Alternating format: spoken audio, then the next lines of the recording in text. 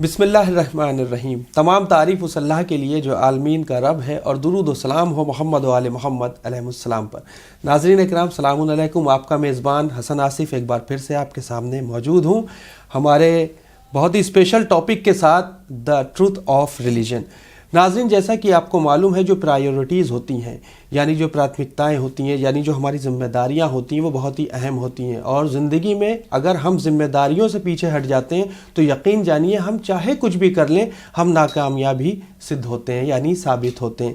تو جس طریقے سے ہمارا یہ ٹاپک چل رہا ہے، اس میں توحید بھی ہے، عبادت بھی ہے، ریلیجن سے متعلق کچھ ایسی باتیں ہیں جو مسکنسیپشنس ہیں کہ اگر کچھ مذاہب کے لوگ کچھ غلط کام کرتے ہیں تو انہیں دوسرے مذاہب سے جوڑ دیا جاتا ہے، یا اس طریقے کی اور بھی بہت ساری باتیں ہیں جو آج ہم پھر سے ڈاکٹر رضا عباس صاحب سے کریں گے۔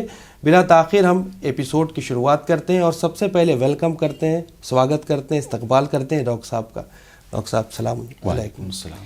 ڈاکٹر صاحب، جس طریقے سے دیکھا جائے، آج اگر کوئی کچھ غلط کام کرتا ہے تو اسے اس کے مذہب سے جوڑ دیا جاتا ہے، تو ایسے افراد، ایسے لوگوں، ایسی تھنکنگ کے بارے میں آپ کیا کہنا چاہیں گے؟ ہمارے خاص کر ناظرین کو بتائیں۔ دیکھیے، یہ تو آج میڈیا کا چلن ہو گیا ہے، اور جو کہنے والا ہے، لطف یہ ہے کہ کہنے والا خود یہ جانتا ہے کہ وہ غلط کہہ رہا ہے، مگر اسے ایک بہانہ ہاتھ آ جاتا ہے۔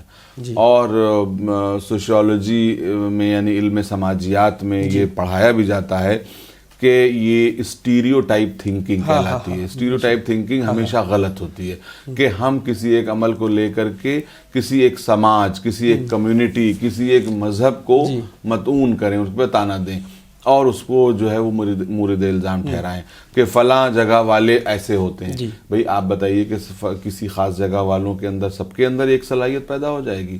مثلا ہم جو ہے وہ ہندوستان کے مختلف علاقے ہیں یا دنیا کے مختلف ممالک ہیں، ہم کہیں یورپ والے ایسے ہوتے ہیں، یورپ والے ویسے ہوتے ہیں، یا ہندوستان والے ایسے ہوتے ہیں، پھر ہندوستان کے مختلف اسٹیٹ ہیں، کشمیر کے لوگ ایسے ہوتے ہیں، بنگال کے لوگ ایسے ہوتے ہیں۔ تو بھئی دنیا کے ہر انسان میں اچھائیاں اور برائیاں پائی جاتی ہیں۔ بے شک۔ اب میڈیا کا ایک شغل بن گیا ہے کہ کسی خاص مذہب کو ٹارگٹ کیا جائے، کہ اگر جو ہے وہ کسی مسلمان نے کوئی کام کیا تو یہ کہ صاحب اسلام ایسا کہہ رہا تھا۔ بھئی اس مسلمان نے اگر ایسا کام کیا ہے تو وہ اس کی غلطی ہے، اگر وہ اس کو سزا بنتی ہے تو اس کو سزا دی جائے، لیکن یہ کہاں کا انصاف ہے کہ یہ کہا جائے کہ اسلام ایسا ہے یا اسلام نے یہ کیا؟ ہرگز نہیں۔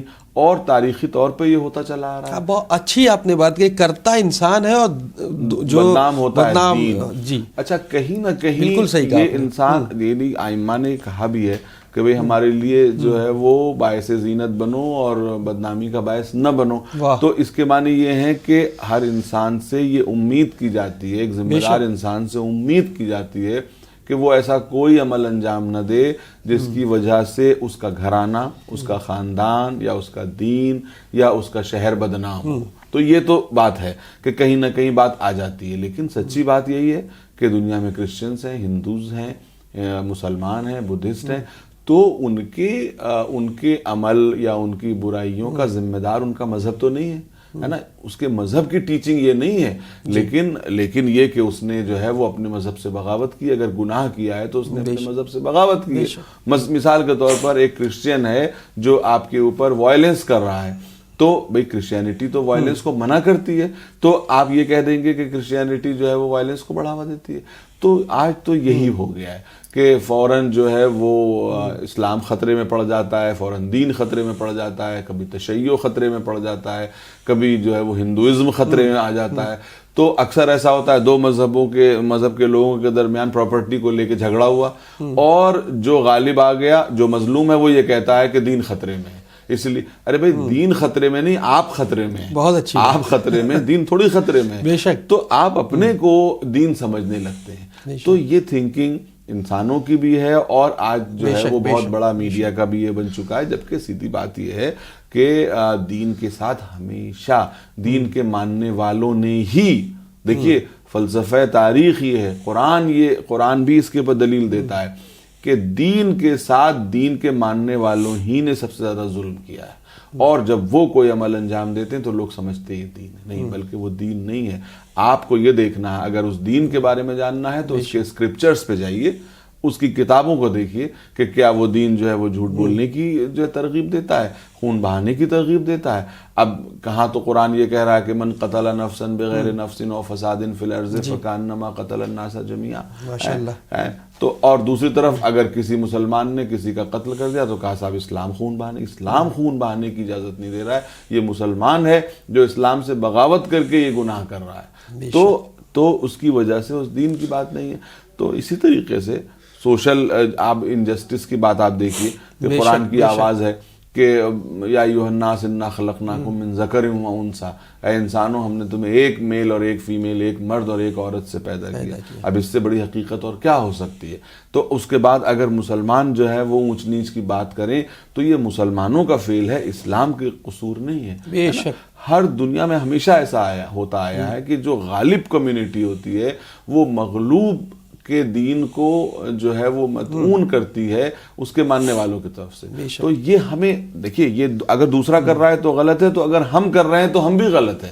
اگر ہم جو ہے وہ اپنے کسی ہندو بھائی کے کسی عمل کے اوپر یہ کہیں کہ ہندوازم اس طرح کا پیغام دیتا ہے، تو ہرگز نہیں۔ ہندوازم کا پیغام اگر آپ کو دیکھنا ہو تو آپ گیتا کو دیکھیے، ہندوازم کا پیغام ہے تو آپ ویدا کو دیکھیے کہ ویدا جو ہے وہ کس طرح کے کنڈکٹ کا ہمیں حکم دے رہے ہیں۔ تو جب وہ دیکھیں گے آپ تو آپ کو پتہ چلے گا کہ اس مذہب کی اصل ٹیچنگ کیا ہے۔ کرسچینٹی، کسی کرسچین کے عمل کو دیکھ کر کے کرسچینٹی کا تعاون نہ کریے، بلکہ بائبل دیکھیے، سرمن آف دا ماؤنٹین دیکھیے کہ عیسیٰ مسیح کیا فرما رہے ہیں۔ تو جو عیسیٰ مسیح جو فرما رہے ہیں، پیغمبر اسلام کو دیکھنا ہو تو پیغمبر کا خطبہ حج آخر دیکھیے کہ اس میں پیغمبر کیا فرما رہے ہیں کہ مسلمان کو کیسا ہونا چاہیے، پڑوسی کے ساتھ کیسا سلوک کرنا چاہیے، لوگوں کے ساتھ، قرض داروں کے ساتھ کیسا سلوک کرنا چاہیے۔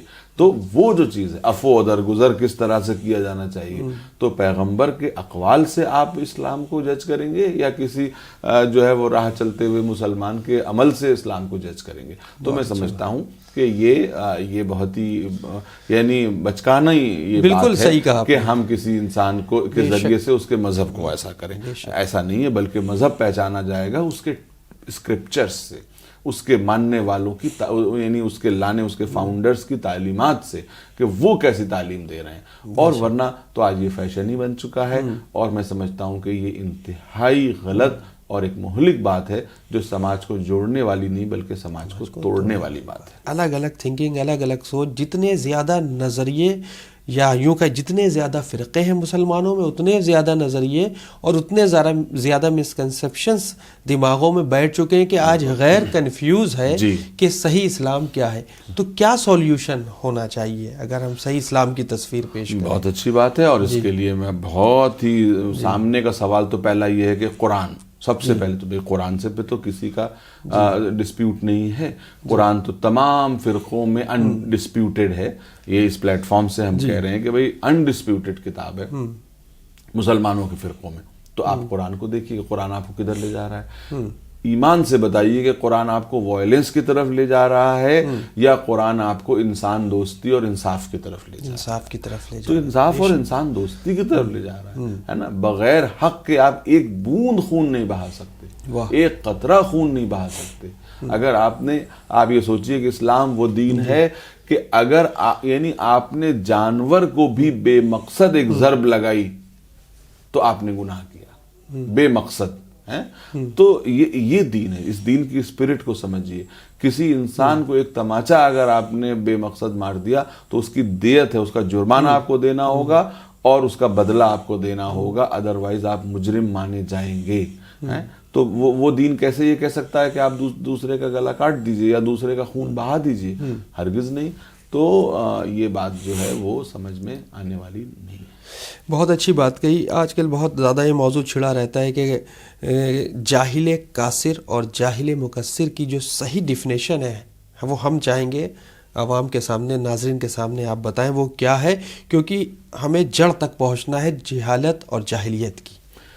یہ قاصر و مقصر جو ہے وہ یہ کہ قاصر کے صاحب جاہل تھے، نہیں جانتے تھے اس لیے کیا، مگر آپ یہ جان لیجئے کہ نہیں جاننا جی کسی بھی دنیا کے قانون میں آپ کو مجرم ہونے سے بچا نہیں سکتا. جی آپ بتائیے کہ آپ جو ہے وہ ایک کار لے کر کے سڑک پر آئے, جی جب آپ نے رول توڑا, آپ کے اوپر جرمانہ لگا, آپ نے کہا ہم کو یہ قانون معلوم ہی نہیں تھا, تو یہ بتائیے کہ کیا یہ قانون معلوم نہ ہونا آپ کو سزا سے بچا سکتا ہے؟ بچا سکتا ہے؟ نہیں. آپ سے یہ جواب دیا جائے گا کہ جب آپ کو یہ قانون معلوم نہیں تھا تو آپ کار لے کر کے سڑک پہ آئے کیوں؟ کار سڑک پہ لے کے آنے سے پہلے آپ کو ٹریفک کے رولز کا پتہ ہونا ضروری تھا. تو جب دنیا میں آپ جو ہیں وہ اپنی جہالت سے بچ نہیں سکتے تو آخرت میں جہالت سے کیسے بچ سکتے ہیں؟ کہ آپ یہ کہیں کہ صاحب ہم نے جو ہے وہ عبادت اس لیے نہیں کی کیونکہ عبادت کا طریقہ ہمیں نہیں معلوم تھا. اگر آپ کو نہیں معلوم تھا تو آپ کو سیکھنا چاہیے تھا, ہے نا. تو جو ہے وہ اس طرح سے آپ یہ سمجھ لیجئے کہ جہالت کبھی بھی بری ہونے کا بہانہ نہیں ہو سکتی. لہذا کوئی انسان یہ نہ سوچے کہ ہم چونکہ جاہل تھے لہذا ہم سے یہ سوال نہیں ہوگا. نہیں, بلکہ آپ سے پہلا سوال اس بات کا ہوگا کہ تم جاہل کیوں تھے؟ جی کیوں تم جاہل تھے؟ کیوں تم نے جہالت کی بات کہی؟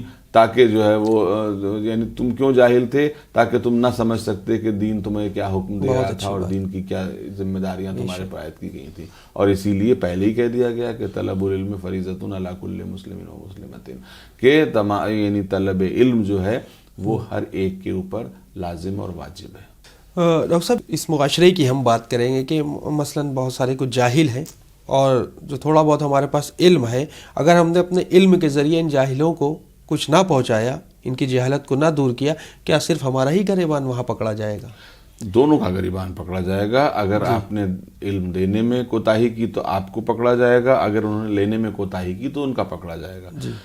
احادیث میں آیا ہے کہ جو ہے وہ روز قیامت علماء شکایت کریں گے کہ ہم سے پوچھنے والا کوئی نہیں تھا. قرآن کچھ شکایت کرے گا کہ ہم سے ہدایت لینے والا کوئی نہیں تھا. لیکن اب وہی والی بات ہے کہ علماء اگر اپنا علم چھپائیں تو وہ گنہگار, اور پبلک اگر لینے سے پہلو تہی کرے تو وہ ذمہ دار. تو دونوں کا معاملہ ہے, اور یہی تو امر بالمعروف نہی عن المنکر ہے کہ بھئی نہی عن المنکر کا مطلب برائی کو مٹانا. تو جہالت سب سے بڑی برائی ہے. تو ڈاکٹر صاحب اب جاہل کی بات آ رہی ہے تو اس کو یہ بھی تو جاننا پڑے گا کہ جو سورس ہے, جو صحیح سورس کس مولوی کی طرف ہے یا کس کے پاس اچھا علم ہے, وہ بھی تو جاننا چاہیے. بالکل جاننا چاہیے. اور میں ویسے تو ہر انسان دیکھیے سمجھ رہا ہے کہ کون سچا عالم ہے اور کون جو ہے وہ جھوٹا عالم. بے شک. کون وہ ہے کہ جو عالم ہونے کا ناٹک کر رہا ہے, کون وہ ہے جو عالم ہونے کا ڈھونگ رچا رہا ہے, اور کون ہے جو سچا عالم ہے. یہ پرکھ ہر انسان میں ہے. اس کی کچھ علامتیں بھی ہیں. مثلا پہلی علامت یہی ہے کہ جو اپنے علم کو بیچتا ہوا نظر آئے تو سمجھ لیجئے کہ وہ جھوٹا عالم ہے. اس لیے کہ قرآن میں کیا کہا گیا ہے کہ انبیاء کی پہلی صفت یہ تھی کہ جب ان کو کوئی اجرت دی جاتی تھی تو وہ یہ کہتے تھے کہ ہم یہ اجرت کی لالچ میں نہیں کر رہے ہیں, بلکہ ہم یہ نہیں فی سبیل اللہ کر رہے ہیں. تم ہمیں کیا اجرت دے سکتے ہو؟ اس کی ہدایت سے بڑی کوئی اجرت ہو سکتی ہے. اور ہمارے نبی نے جو اجرت مانگی ہے وہ اپنے لیے اجرت نہیں مانگی ہے نا, کہ وہ جو ہے وہ قل لا اسألکم علیہ اجرا الا المودۃ فی القربى, کہ میری جو ہے وہ میرے قرابت داروں سے مودت کرو, محبت کرو. یہ بھی اس سے مجھے کیا ملنے والا ہے؟ سوچئے کہ نبی کو کیا ملنے والا ہے, اس میں بھی تمہارا فائدہ ہے. تو لیکن نبی نے کوئی مٹیریل اجرت نہیں مانگی ہے نا. تو تمام نبیوں کا ایک طریقہ ہے کہ کوئی مادی اجرت کا طلبگار وہ نہ ہو. تو ایسے علماء جو اپنے علم کے بدلے میں اجرت کے طلبگار ہوں منہ سے کھول کے, البتہ معاشرے کا یہ فرض ہے کہ وہ عالم کا خیال رکھے, لیکن عالم اگر اپنا علم بیچتا ہوا نظر آئے. دوسری بہت بڑی علامت یہ ہے کہ وہ عالم جو ہر وقت جذباتیت کی طرف کھینچتا ہوا نظر آئے تو سمجھ لیجئے کہ وہ گمراہی کی طرف کھینچ رہا ہے. اس لیے کہ یہ دین میں جذبات ہوتے ہیں, لیکن بنیادی طور پر دین عقل کا دین ہے. یعنی کہ جذبات ہوں مگر وہ عقل کے تابع ہوں. اگر وہ جذبات عقل کے تابع نہیں ہیں تو انسان کو گمراہ کر سکتے ہیں. تو یہ جو ہے وہ صرف جذباتی تقریر کرتا ہوا نظر آئے, جو پبلک کو جنون کی حد تک جو ہے وہ برانگیختہ کرتا ہوا نظر آئے, وہ سمجھ لیجئے کہ وہ عالم کے لباس میں شیطان ہے جو معاشرے کو گمراہ کر رہا ہے. وہ عالم صحیح عالم ہے کہ جو معاشرے کو اصلاح کی طرف لے جائے, معاشرے کو اچھائی کی طرف لے جائے, معاشرے کو علم کی طرف لے جائے, معاشرے کو عمل کی طرف لے جائے, اپنے علم کو بیچتا ہوا نظر نہ آئے, اور جو ہے وہ دین کی حقیقتوں سے روشناس کروائے. آج اگر ہم علم کی طرف تھوڑا سا غور و فکر کریں تو ہماری کیا پرائیورٹیز ہونا چاہیے اباؤٹ ایجوکیشن؟ ہماری پرائیورٹیز یہ ہونا چاہیے کہ ہم اپنے بچوں کو بہتر سے بہتر تعلیم دلائیں, عصر کی تعلیم, عصری تعلیم دلائیں, جو کچھ دنیا میں چل رہا ہے اس کی تعلیم دلائیں, اور اس کے ساتھ ساتھ ان کی ہدایت کا انتظام کریں, دینی تعلیم کا بھی انتظام کریں, تاکہ وہ اپنے دین سے بے بہرہ نہ ہو جائیں, تاکہ وہ اپنی جڑوں سے جڑے رہیں, ہے نا. ان کو انسانیت کی تعلیم دینا بہت ضروری ہے, تاکہ وہ یعنی ایجوکیٹڈ ہو کے وحشی درندے نہ ہو جائیں, لوگوں کو لوٹنے کھسوٹنے والے نہ بن جائیں. اسی لیے تو کہا جاتا ہے کہ نالج اور فیتھ ایک ساتھ چلتے ہیں. اگر فیتھ نہیں ہوگا انسان کے اندر تو اس کی نالج اس کو لٹیرا بنا دے گی, اور اگر انسان میں فیتھ ہی فیتھ ہو, نالج نہ ہو, تو وہ ایک سپرسٹیشس اور اندھ وشواسی انسان بنا دے گی. تو نہ اندھ وشواسی انسان جو ہے وہ اسلام کے نزدیک قابل قبول ہے, نہ پڑھا لکھا درندہ اسلام کے نزدیک قابل قبول ہے, بلکہ نالج اور فیتھ, سائنس اور فیتھ ایک ساتھ چلتے ہیں. جب ایک ساتھ چلتے ہیں تو ایک جو ہے وہ انسان کو موٹیویشن دیتا ہے, تو دوسرا انسان کو جو ہے وہ آگے چلنے کی طاقت عطا کرتا ہے نا. تو جو ہے وہ یہ چیزیں ضروری ہیں. عصری تعلیم مسلمانوں کے لیے بہت ضروری ہے. بہتر سے بہتر تعلیم, بیسٹ تعلیم ان کو دی جائے. جتنا ایک انسان افورڈ کر سکتا ہے اتنا تعلیم پہ. اور یہاں مجھے قلبی صادق صاحب کے وہ الفاظ یاد آتے ہیں کہ وہ فرماتے تھے کہ تعلیم پہ خرچ کی ہوئی چیز ایکسپینس نہیں ہوتی بلکہ انویسٹمنٹ ہوتی ہے. ایکسپینس اور انویسٹمنٹ کا فرق یہ ہے کہ ایکسپینس خرچ ہو گیا, چلا گیا, فنا ہو گیا, مٹ گیا, لیکن انویسٹمنٹ وہ ہوتا ہے کہ جو کل کئی گنا ہو کے واپس ملتا ہے. اور وہ کس کو واپس ملے گا؟ آپ کو ملے گا, آپ کی نسل کو ملے گا, معاشرے کو ملے گا, ہے نا. تو تعلیم پہ خرچ کیا ہوا ایک ایک پیسہ انویسٹمنٹ ہے. تو ڈاکٹر صاحب اس کے علاوہ بھی کچھ اور بھی تقاضے ہیں جو ہم چاہیں گے ہمارے ناظرین کو بتائیں, خاص کر اسی علم سے. میں نے عرض کیا کہ علم جو ہے وہ آپ کے اندر پرائیورٹیز سیٹ کرتا ہے. یعنی علم کے ذریعے آپ کو پتہ چلتا ہے کہ کیا چیز what is more important and what is less important. تو آپ کو سماج میں یہ دیکھنا ہوتا ہے کہ ضرورت کس بات کی ہے, اس چیز کی. اب معلوم ہوا کہ ایک محلے میں 3 مسجدیں ہیں لیکن اسکول نہیں ہے, تو آپ کو ضرورت اس بات کی ہے کہ آپ اسکول کھولیں, ہے نا. یہ کہ چوتھی مسجد بنا لینے سے کیا فائدہ ہوگا؟ اب اس جگہ پہ جہاں پہ 4 اسکول ہیں لیکن مسجد نہیں ہے, تو آپ کو جو ہے وہ عبادت کی طرف بھی لوگوں کو لے جانا ہے, تو آپ وہاں مسجد بنا دیجئے. تو یہ پرائیورٹی کا ہونا یہ بہت اہم بات ہے. جب تک یہ ترازو انسان میں نصب نہیں ہوگی وہ ایجوکیٹڈ نہیں کہلا سکتا. بھئی دین نے آپ کو ترازو دی ہے کہ نہیں, کہ اگر جو ہے وہ ایک کتا پیاس سے مر رہا ہے اور آپ وضو کرنے جا رہے ہیں تو آپ کے لیے لازم ہے کہ آپ تیمم کریں اور وہ پانی پلا دیں. کیوں؟ کیونکہ ایک کتے کو مرنے سے بچانا یہ آپ کی زیادہ بڑی ڈیوٹی ہے بنسبت وضو کرنے کے. آپ دیکھیے خود قدرت کیسا انتظام کر رہی ہے کہ اپنے حق کو وڈرا کر رہی ہے بندوں کے حق کے اوپر. تو آپ کے اندر یہ ترازو نصب ہونی چاہیے کہ کیا چیز زیادہ امپورٹنٹ ہے, کیا چیز کم امپورٹنٹ ہے. علماء کو یہ سمجھنا ہوگا. میں اپیل کرنا چاہوں گا کہ علماء کو یہ سمجھنا ہوگا کہ سماج کے لیے ضروری کیا ہے.